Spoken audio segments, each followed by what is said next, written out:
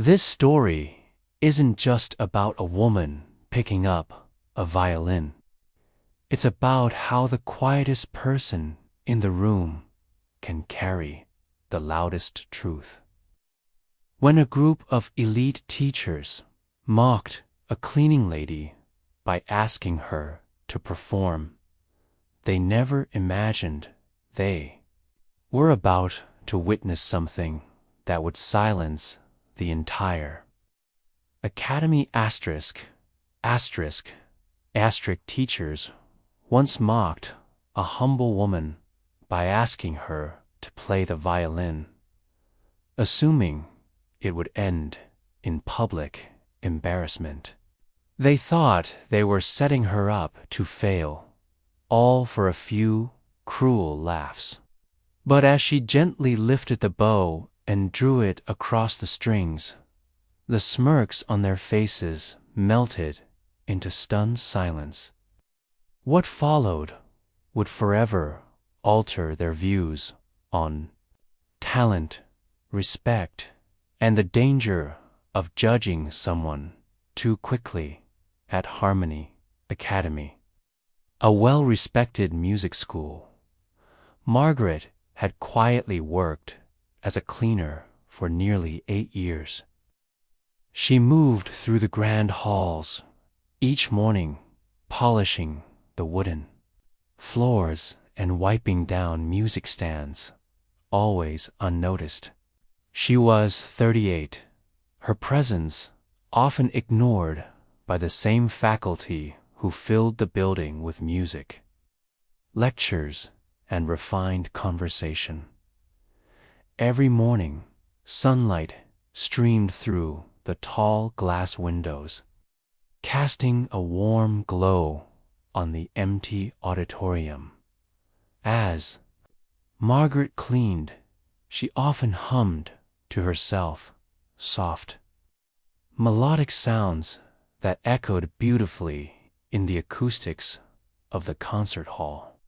Though never formally trained, music had always stirred something deep within her.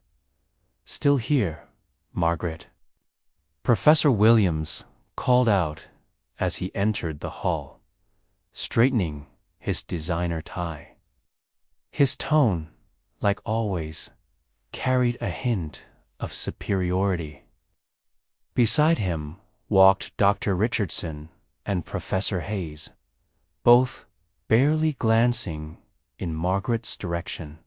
"Just finishing up, sir," she replied quietly, used to keeping her words short and polite. The three professors settled near the piano, discussing tomorrow's faculty recital. Margaret resumed cleaning, but couldn't help overhearing their conversation. Phrases like proper upbringing and natural refinement filled the room, heavy with assumptions. Her eyes wandered to the corner where violins rested in their velvet cases. A yearning she had buried for decades rose within her. Born into a family where survival took precedence over dreams, music had been a luxury her family could never afford. Margaret admired the instruments silently until Professor Williams noticed, admiring the violins. "Are we?" he asked with a smirk. "They're beautiful," she replied sincerely. Before turning back to her task, the professors exchanged glances and chuckled. In their world, people like Margaret didn't belong on stage. Her place was to serve, not to create. But what they didn't realize was that Margaret's soul had been shaped by music since childhood, just in ways they'd never understand. On the night of the recital, Margaret arrived early to ensure everything was spotless. She polished the nameplates, arranged the programs, and filled water glasses. She moved gracefully through the space, as invisible as ever to the faculty who took pride in their cultural refinement. "Make sure everything's perfect tonight," Dr. Richardson said condescendingly. "We're expecting donors." Later, during the sound check, Margaret watched as a young scholarship student struggled nervously. Instead of helping, the professors nitpicked her posture and accent, barely disguising their disdain. "It's not just about hitting the right notes," Williams said. "It's about understanding the tradition, the bloodline that creates true artistry." The words hit Margaret hard. She remembered her own childhood, again watching rich children take private music lessons from behind windows while she swept porches with her mother as the evening unfolded. Margaret quietly observed the concert from the back. The performers were technically brilliant, but something felt hollow. When Professor Williams took the stage for his violin solo, the piece was executed flawlessly but lacked soul. During the final intermission, chaos erupted. The event's closing guest, performer, world-renowned violinist, had an emergency and couldn't make it. The faculty panicked. "We can't end with Williams," someone whispered. "The donors expect a showstopper." Amid the tension, Margaret approached the group. "Quite a situation," she said softly. They turned to her with annoyance, brushing off her concern as ignorance. "Yes, these are matters you wouldn't understand," Williams snapped. But Margaret's calm demeanor didn't waver. The Vivaldi piece, "Winter's Truly Beautiful." "A shame no one will hear it tonight," she said. Her comment surprised them. How did she even know the repertoire? "I've heard it many times while cleaning," she explained. "It always moved me." Professor Williams laughed cruelly. "Perhaps you'd like to play it," he mocked. The others joined in. "Yes, Margaret," Hayes added with sarcasm. "Why don't you fill in?" To everyone's astonishment, Margaret nodded. "I'd be honored to try." The laughter stopped instantly. "You must be joking," said Dr. Richardson. "You don't just pick up a violin and play Vivaldi." Margaret remained composed. "I've practiced a long time, just never here." Sensing the growing awkwardness, Professor Williams sneered. "Fine. If you want to embarrass yourself, be our guest." The others grinned, expecting a disaster. Margaret was led to a practice room where a violin waited. As she lifted it, the room shifted. Her hands moved with purpose, her fingers finding the right positions. As if by memory, she began to play a warm-up scale, and the notes rang out pure and resonant. The professors outside stopped, whispering. Where did she learn to play like that? Richardson asked, her confidence starting to crack. Margaret stepped onto the stage with grace and stood beneath the spotlight.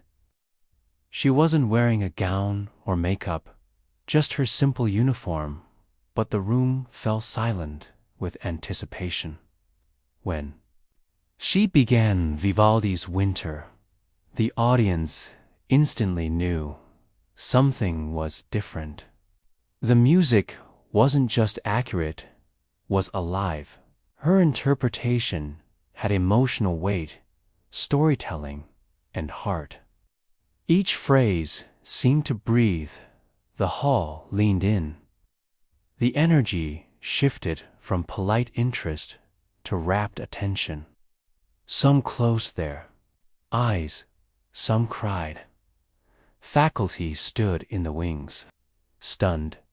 "She's magnificent." Someone whispered. Margaret's hands moved across the strings with confidence and fluidity, navigating the most difficult sections with ease. Her sound painted the fierce, chill, and beauty of winter, something Williams's technical performance had failed to capture. When the final note faded into silence, the audience paused in stunned stillness. Then the applause began slowly, at first, then erupting into a full standing ovation. In the wings, the professors watched, their faces pale. Everything they believed about culture and class had been dismantled in a single performance. Margaret stepped off the stage calmly. "We had no idea you could play," Hayes said. "You never asked," she replied simply. Her words hit like a thunderclap. 7 years, and not one had thought to see beyond the surface. Williams approached, now humbled. "Who taught you?" "My grandmother," Margaret said. "She gave me my first lessons. I practiced wherever I could, church, basements, borrowed violins, listening and learning." Then she added quietly, "Music doesn't require privilege. It requires passion." The next week, everything changed. Margaret's performance became the talk of the community. Donors and guests asked about the mysterious violinist. Dr. Richardson offered her a teaching role. Williams apologized sincerely, and new school policies were introduced, ones that emphasized respect for all staff, not just the ones on stage. Tonight, we learned that brilliance doesn't always wear a title or sit in the spotlight. Sometimes it sweeps the floors until it's given a chance to shine.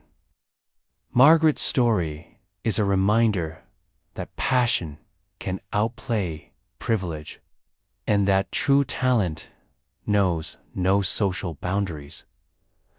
Asterisk, asterisk, have you ever met someone who surprised you with hidden talent? Tell us your story in the comments. And don't forget to like and subscribe for more inspiring true stories.